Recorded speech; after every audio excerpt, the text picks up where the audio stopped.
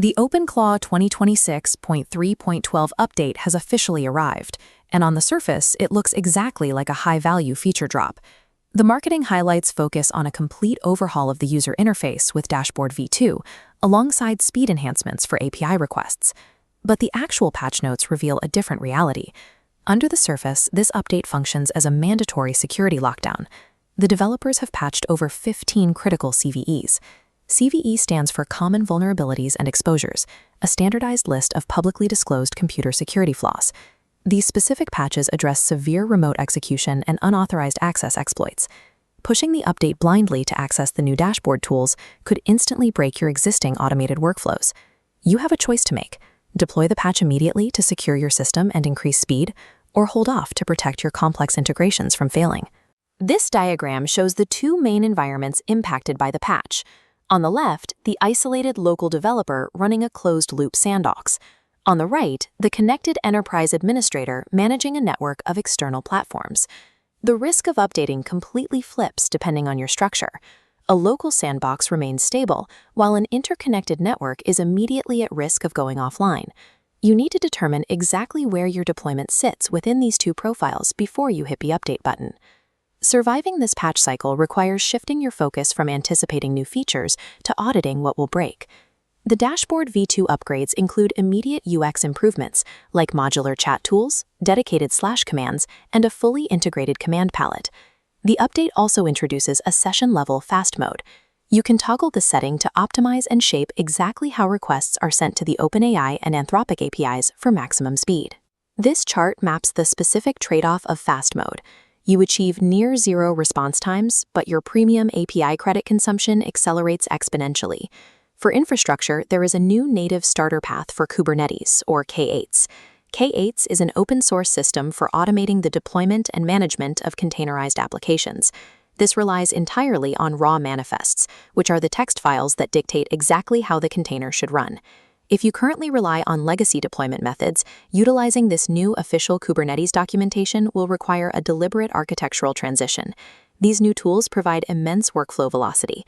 The temptation to push this release to production immediately is strong. The first major breaking change targets automatic permissions. OpenClaw completely disables implicit workspace plugin autoloads. To prevent malicious cloned repositories from running unauthorized code, the system halts the process behind a cryptographic lock. Automated CI/CD pipelines and isolated sandboxes freeze entirely. They will not proceed until a human operator provides explicit input to trust the execution. The internal chat commands are also restricted. The /config and /debug commands are now locked exclusively to owner-level accounts. Lower-tier administrators can no longer handle runtime debugging. This instantly breaks team management structures that distribute troubleshooting duties. The gateway now enforces strict directory bounds and POSIX case sensitivity. POSIX refers to a set of standards that ensure compatibility between different operating systems. Broad wildcard allow lists will no longer function. They will fail closed, halting previously working commands without warning. OpenClaw has replaced automated convenience with a zero-trust execution environment, enforcing a hardened standard for all internal permissions. The most volatile breaking changes impact external integrations. The gateway now strictly enforces cryptographic signatures for all incoming webhooks. Enterprise platforms like Faceshoe, Line, and Zalo are at immediate risk. Under the old rules, basic tokens pass through. Now, legacy token-only configurations are ruthlessly destroyed as forged events. If you update without migrating your encryption keys alongside your verification tokens, you will experience guaranteed instant downtime. Slack and Microsoft Teams are facing new routing requirements.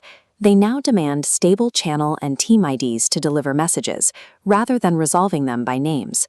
Mutable name matching for these channels is disabled by default.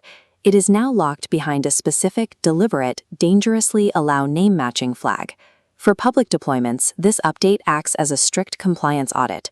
You either adapt to the new cryptographic baseline immediately, or you lose all external connectivity. This decision tree splits the final verdict based on your deployment reality.